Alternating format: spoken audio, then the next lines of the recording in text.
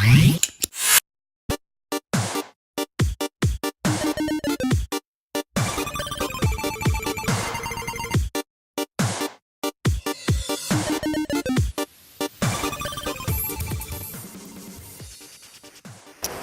bonjour Yann Leroux. Bonjour. Pourquoi avoir choisi les jeux vidéo et pas d'autres thèmes? En fait, j'ai pas choisi les jeux vidéo, ce sont les jeux vidéo qui m'ont choisi. Ils m'ont choisi 2 fois. Ils m'ont choisi lorsque j'avais 13-14 ans. Ils me sont tombés dessus, j'étais au fin fond du Sénégal, j'ai rencontré une machine qui s'appelait le ZX81. Superbe machine avec 1 kilo octet de mémoire vive qu'on branchait sur le téléviseur de la famille, c'était excellent. Et puis ils me sont tombés dessus une 2e fois dans ma vie professionnelle parce que je travaille principalement avec des enfants. Il y a une dizaine, quinzaine d'années, je me suis rendu compte que les enfants venaient avec des objets un peu bizarres dans les poches. Ils avaient des Nintendo DS et ils commençaient à parler dans les psychothérapies de ce qui se passait avec les jeux vidéo. Donc j'ai commencé à m'y intéresser à cause de ça. En général, les adultes soutiennent pas les jeux vidéo. Et vous, qu'est-ce que vous en pensez? Je crois que les jeux vidéo c'est un média, de la même façon que lire Lucky Luke ou Astérix ou n'importe quelle bande dessinée, ça rend pas idiot. Les jeux vidéo, ce n'est pas préjudiciable. Je pense que beaucoup d'adultes ont une vision biaisée des jeux vidéo à cause de la réputation que les psychologues, certains psychologues et les médias peuvent en faire. Mais à partir du moment où on le prend comme ça doit être, c'est-à-dire un média ouvert, qui apporte des choses aussi intéressantes mais différentes que le livre, la bande dessinée ou le cinéma, eh bien c'est quelque chose d'intéressant. Est-ce que vous pensez que le jeu vidéo rend violent? Non, certainement pas. Les jeux vidéo ne rendent pas violent. Non, ce qui rend violent, c'est de vivre et grandir dans une famille où on n'apprend pas à l'enfant à réguler ses émotions et à contrôler son agressivité ou sa violence. Ça rend violent. Ce qui rend violent, c'est de vivre dans une société qui ne reconnaît pas à chacun une place pleine et entière. Ça rend violent. Mais en aucun cas jouer à GTA ou crier headshot en jouant à Call of Duty, ça vous rendra violent. Ça peut vous rendre un peu plus énervé que d'habitude et vous amener à vous battre avec votre cousin Kevin parce qu'il vous a mis un 5-0 à une partie de je ne sais pas trop quoi. Mais avant, les générations précédentes se battaient autour des billets du Monopoly. Hein, et on ne disait pas que, pourtant on aurait pu le dire, on ne disait pas que le capitalisme rend violent. Est-ce que l'addiction de jeux vidéo finira par remplacer le monde actuel? Certainement pas. D'abord parce que l'addiction aux jeux vidéo est une pure fiction, donc ça ne risque pas de remplacer quoi que ce soit. Et en plus, l'idée qu'il y a 2 mondes, le monde des jeux vidéo, le monde virtuel et puis le monde de la réalité, c'est une vue de l'esprit. Ça a été construit dans les années 80, à un moment donné où l'Internet était une chose vraiment extraordinaire. À ce moment-là, se connecter au réseau, c'était quelque chose qui nécessitait des opérations pratiquement magiques. Il y avait un rituel. On prenait un câble téléphonique qu'on branchait sur le PC. On avait même des rallonges. On allait jusqu'à la prise de téléphone. On débranchait le téléphone parce qu'on ne pouvait pas faire les deux. C'était ou Internet ou téléphone. On branchait la prise, on retournait à l'ordinateur, on lançait la connexion modem. Il y avait une petite musique. Et après, il y avait un grand silence et le serveur nous avait donné les droits nécessaires pour aller surfer sur le net. Donc, je raconte tout ça parce que la technique et la magie ont toujours été quelque chose de très lié. Hein. Dès qu'il y a une prouesse technique, on a tendance à la penser en termes magiques, en disant c'est prodigieux, etc. Et on a pensé que l'Internet ouvrait des portes vers un autre monde, de la même manière que les peuples premiers pensaient qu'en chantant suffisamment longtemps et en prenant un peu quelques produits, eh bien, ils s'ouvraient des portes sur le monde des esprits, etc. etc. Hein. Non, donc il n'y a pas 2 mondes, il y a un monde. Ce que je fais ici et maintenant, ça se répercute sur Internet. Quand je suis arrivé ici, j'ai mis un message sur Instagram parce qu'il y avait des bandes d'arcade, voilà, ça me plaît.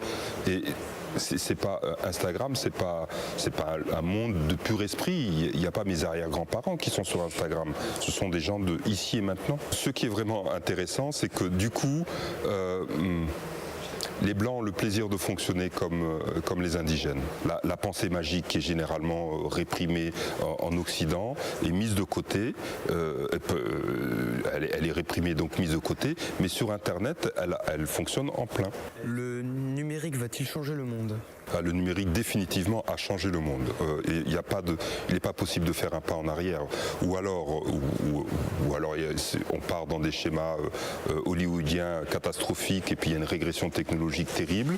Bon, mais ça ne s'est jamais vu dans l'histoire de l'humanité.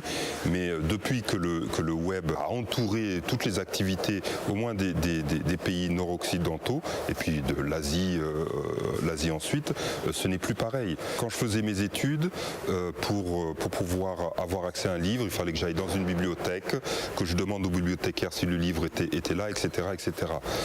Maintenant, le livre, j'y accède en 5 clics sur Internet. Donc il y a des savoirs qui sont à portée de main. Il est beaucoup plus facile d'avoir accès à des personnes et de discuter avec elles.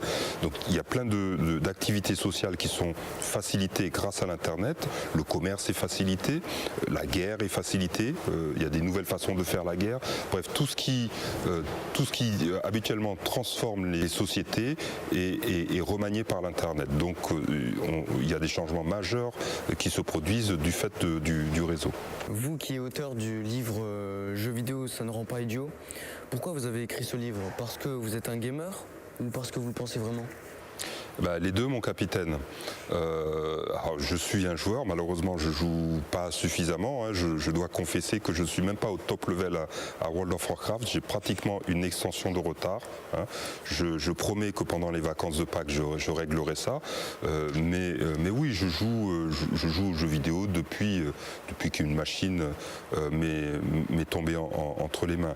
Et c'est le fait de jouer aux jeux vidéo qui m'a permis d'avoir un regard vraiment différent de ce que je pouvais lire de la part des collègues ou de professionnels de l'enfance qui tiraient à boulet rouge sur les jeux vidéo en disant c'est mauvais pour l'imaginaire, ça détruit les relations sociales, ça ne permet pas aux enfants de développer leur intelligence, ça rend violent, ça abrutit. Comme je suis gamer et psychologue, j'ai un peu creusé les choses comme psychologue pour voir si dans les recherches qui sont publiées, est-ce qu'on trouve des motifs d'inquiétude, et on n'en trouve pas. On peut jouer beaucoup et encore beaucoup faire maths sup, maths spé. Ça ne détruit pas nécessairement les études. Que peut-on en apprendre en jouant aux jeux vidéo? D'abord, on apprend une chose très importante, normalement on apprend à jouer. Parce que quand on commence à jouer, on a 0 skill. Alors vous me direz, il y a toujours un cousin qui joue à FIFA depuis 14 ans et qui est toujours nul. Bon, mais normalement, petit à petit, on apprend. Et on apprend à jouer de mieux en mieux. Mais ce n'est pas que cela. On a remarqué que les joueurs apprennent aussi des choses qui ne sont pas uniquement liées aux jeux vidéo. Il y a des apprentissages qui sont des apprentissages cognitifs. On apprend par exemple à manipuler des images en 3 dimensions. On apprend à poursuivre une cible sur un écran. Quand on joue à Call of Duty par exemple, il faut contrôler le personnage qui est au milieu de l'image et puis en même temps il faut suivre les points qui sont sur le radar.